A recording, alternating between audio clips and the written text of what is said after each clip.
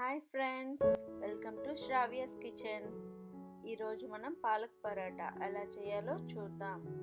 ముందుగా దానికి కావాల్సిన ఇంగ్రీడియంట్స్ ఏంటో చూసాం కదా. ఇప్పుడు స్టవ్ మీద ఒక గిన్నెని పెట్టి దానిలో 2 కప్పుల వాటర్ని వేసి అది కొంచెం వేడెక్కిన తర్వాత దానిలో ఒక కట్ట క్లీన్ చేసి పెట్టుకున్న పాలకూరను వేసి ఉడికించుకోవాలి. అవి ఒక 6 నుంచి 7 నిమిషాలు ఉడుకుతాయి.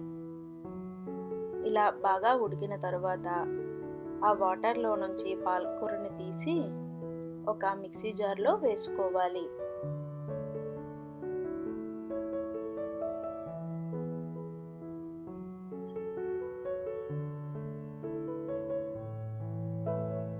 అవి కొంచెం చల్లగా అయిన తర్వాత దానిలో 1 ఇంచి అల్లం ముక్క, ఒక 5 పచ్చిమిరపకాయలు వేసి దాన్ని మెత్తటి పేస్ట్గా చేసుకొని పక్కన ఉంచుకోవాలి. ఇప్పుడు ఇంకొక గిన్నెను తీసుకొని దానిలో 2 కప్పుల గోధుమ పిండి, 1 టేబుల్ స్పూన్ ఉప్పు, 1 టేబుల్ స్పూన్ జీలకర్ర, 3 టేబుల్ స్పూన్ల నూనెని వేసుకొని దానిలో ముందుగా మనం చేసి పెట్టుకున్న పేస్ట్ని వేసి బాగా కలుపుకోవాలి.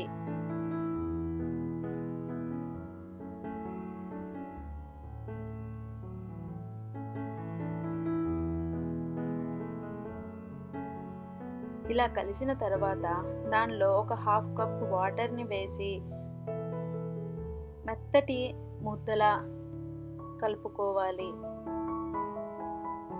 ఇలా ముద్దలా కలుపుకున్న తర్వాత దాని మీద ఒక 1/2 టేబుల్ స్పూన్ నూనెని వేసి పెట్టుకోవాలి. ఇలా వేసిన తర్వాత ఒక తడి క్లాత్ని దానిపై పెట్టి ఒక 20 నిమిషాల పాటు పక్కన ఉంచుకోవాలి. 20 నిమిషాలు అయిన తర్వాత ఇప్పుడు దాన్ని చిన్న చిన్న భాగాలుగా తీసుకొని ఉండలుగా చుట్టుకొని పాముకోవాలి. చపాతీలాగా పాముకుంటే సరిపోతుంది.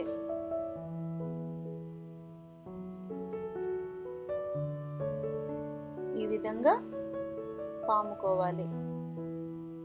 ఇప్పుడు స్టవ్ మీద ఒక ప్యాన్ని పెట్టి అది కొంచెం వేడెక్కిన తర్వాత దాని మీద పరాటాని పెట్టి ఒక 20 సెకండ్లు వేగిన తర్వాత ఇంకొక వైపుకు తిప్పుకొని